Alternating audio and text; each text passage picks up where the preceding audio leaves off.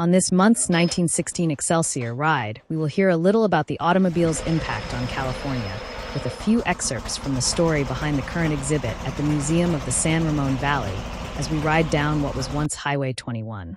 We will also make a stop at Lynch Motors, where two guys had stopped by for an assessment on the 1928 Indian one of them had just purchased. Story by Beverly Lane.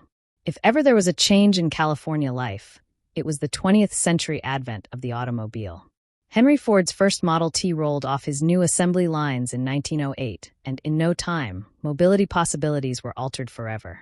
The new internal combustion engine brought on this revolution, marking the demise of passenger rail transport and many fewer horses on farms. Cars, trucks, motorcycles, and tractors began to appear in the San Ramon Valley and throughout Contra Costa after 1910 and transformed agricultural practices. Use of the horse gradually declined along with the need for workers to tend them, although horses were still employed regularly on valley farms and ranches well into the 1930s. Photo of 18 horses pulling a gas engine-powered harvester on the Sherburne Hills in 1931. Everyone remembered the first family car. Tasajara Valley's Rose Betancourt Ferreira said her father bought a Hudson to visit her brother at Camp Lewis during the Great War. In the Sycamore Valley, Charles and Kate would bought a Chalmers as their first car in 1911, and young George learned to drive it when he was 12 or 13, as soon as he could reach the pedals. The family took it on trips to Clear Lake and Yosemite around 1915, even though the roads were rough. At Clear Lake, George recalled that the dust was so deep you couldn't see the chuck holes. Automobiles soon appeared on the county roads, which included Front Street and Harts Avenue in Danville, navigating the dirt roads with potholes and struggling with wet clay in the winter. An auto camp was made available on Front Street on the vacant Danville Grammar School site after 1922. In 1915, the County Board of Supervisors toured Danville, looking at the condition of the roads through town. This was the transition from horses and horse-drawn buggies or carts to the increasingly popular cars and trucks. The Danville Sentinel wrote on May 14, 1915. The road through Danville is blacklisted in every automotive center in the cities, and drivers are warned to remain off the road leading through the town. Pledges were made, subject to landowners' cooperation, to begin work to improve the roads in a few weeks. As soon as is practicable, it is proposed to build a regular boulevard. The county expected the people of Danville to build suitable curbs and gutters at a time when the sidewalks were wooden and the sidewalks on Harts were 2 feet tall, a convenient height for horses and wagons, but not for cars. Photo of those 2-foot-high sidewalks on East Prospect and North Harts circa 1922. Gasoline service stations began to appear in each community. The San Ramon General Store eventually had 2 gas pumps out front. Oscar Olson opened a service station at Harts Avenue and Diablo Road in Danville before 1920. Initially, he wheeled a portable gas pump out to fill cars in the road. Olson also acted as the agent and sold cars from Nash, Buick, and Ford. Patrons would put in an order for a car, and he would bring it to Danville from Oakland or San Francisco. When the automobile became a reality after 1910, California voters supported better roads by approving $73 million for highway construction between 1910 and 1920. A 2-cent gas tax was initiated by the state in 1923. Producers note, California's total gas tax is currently about 59.6 cents per gallon for the state.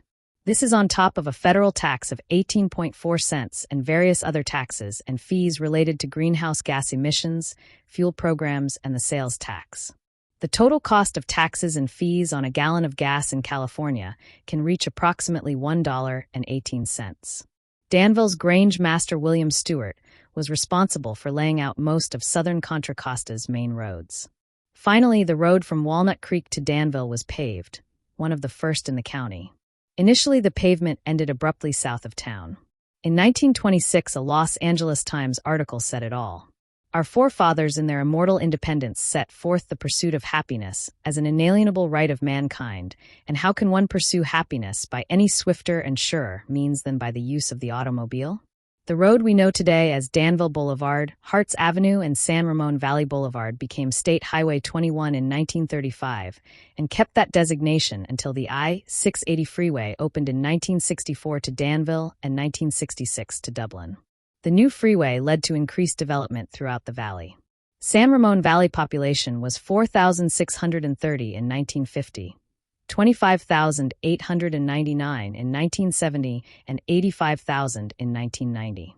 At the important Danville intersection of Harts and Diablo, a 1934 census reported 3,700 vehicles passing north and south. By 1949, the number was nearly 16,000.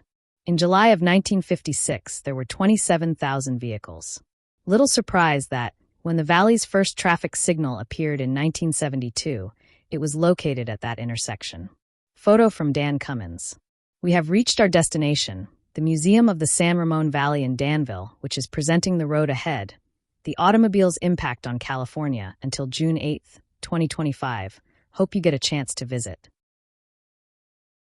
Back to our motorcycle story of this month's ride. Pulling up at my friend Mike's house where Tom and Paul have brought their 1928 Indian for Mike to check out for its originality and a bit of a tune-up. Simple things can turn into bigger jobs pretty quickly, and Mike ended up rebuilding the bike's magneto and carburetor. But then and now all part of the road ahead, for automobiles, trucks, and motorcycles on the roads of California.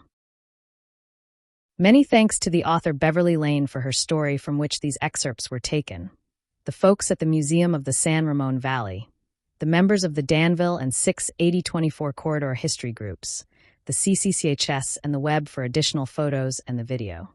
Thanks again for coming along for the ride.